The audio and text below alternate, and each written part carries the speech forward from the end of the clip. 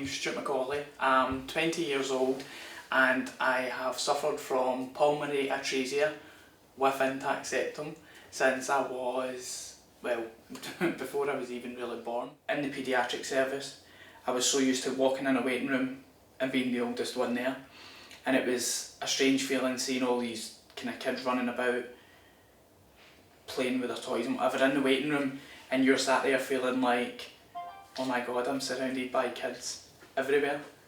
And then all of a sudden you go into an adult hospital and before you know it, you're now the youngest again.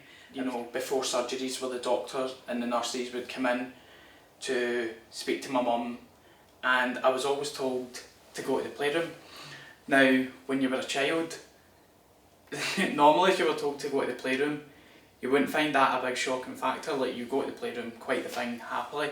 And it wasn't until a few years later when I became 16 and I became my own kind of age of consent almost, when I was then back in for surgery and I wasn't told to leave the room, and it was the idea of signing away the kind of consent form, basically where they detail kind of all the risks and what could happen, and all of a sudden it felt this kind of urge of responsibility at the fact that 16 years of age you're kind of signing away and looking at stuff that could go wrong when you've got to try and get it in your head, right, hopefully that's not going to happen.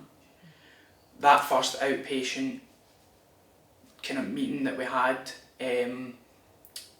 my mum was still there, and it felt like, even though the conversation was being directed towards me as an adult or as a young adult, it still felt like, even though half the time when it goes in one ear and it comes straight out the other, my mum was always there, so my mum would always know.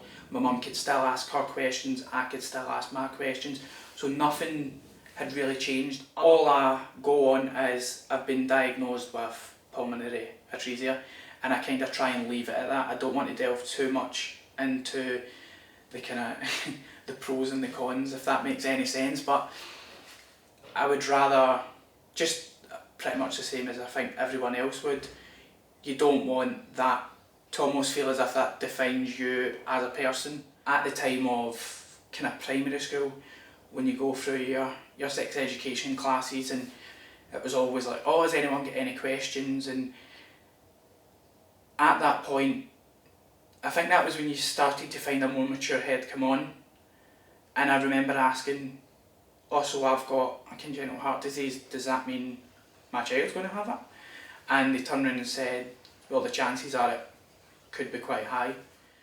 I know when you look at me right now, I look fine, and I know for a fact I look fine. I know there's people out there who have more visible struggles. The blue badge, like your disabled badge, that's definitely, for what should be a help to you, can often actually feel like a hindrance. There was a time in the past where I'd stopped off, I'd been out for the day, went home to go to Tesco. My mum had asked me to stop in and ask if I could buy a carton of milk, and at the price of a carton of milk, I parked in a disabled space, which at the time I had the right to do so. I had the badge, and the person next to me started shouting all forms of kind of verbal abuse, because I don't look as if there's anything wrong with me. I can get out of the car, I can walk, but nobody sees what I'm like at the end of the day, how out of breath and how just drained and shattered I am. And it wasn't just one person, it was actually two in that one incident, and that was just a case of just going to get a carton of milk. Your friends, I think, can only get so much. They can only understand how tired you get and stuff, but I don't think they realise just how difficult it affects you on a kind of broader margin. I mean, there's times when I've been out with my friends and one of them's talking about how he's working 30 hours a week. There's one that's an apprentice who's working 5 days a week, gets the weekends off, and it's like, I say I've worked 10 hours a week, I'm shattered, and half the time they can be like, not in a bad way, they are completely oblivious to it, but they can then turn around and say, well, it's 10 hours a week. And you know, that way you're kind of sat there thinking 10 hours a week for me, on top of the likes of university and stuff, is the equivalent of working, say, 30, 40 hours a week, and half the time a social life. I've not really got one.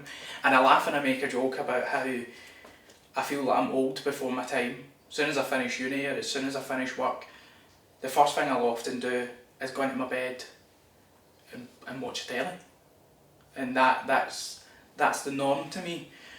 But when you look on the likes of Facebook, and it's like everyone your age, like out, say Thursday nights, Friday nights, Saturday nights, Sunday nights, and you're kind of sat there like, I'm sat here watching like the Great British Bake Off or something, and it's weird comparing.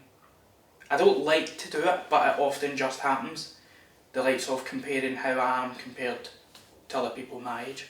With paediatric, you can definitely get attached. I found that myself when I spent 16, 18 years in a paediatric hospital, and you know, that way you walk up to the ward, you see the old faces, and it's as if you've never left. And it's so cliche to say, but it is actually like a second home and a second family. But literally, what I would say is, you're leaving that one to then join another. There's so many people across the UK, across Scotland, that are going through the exact same advice, and what I would say is definitely not to worry. If I was to say that I learned one thing from it, it would definitely be that nothing really changes. The only thing that does change is the faces. You still get the same level of care, the same level of support. I think nowadays as well, social media can get a kind of bad persona, if that makes any sense. But I would say social media, if you can find folk that are going through the same as you, sometimes it's even better to get chatting to them and speak to them, because you might find a different level of comfort than you would speaking to a doctor or even your mum, because there is certain topics that some folk might find kind of uncomfortable to actually speak about. But definitely it would be a case of not to worry is the best advice that I could say.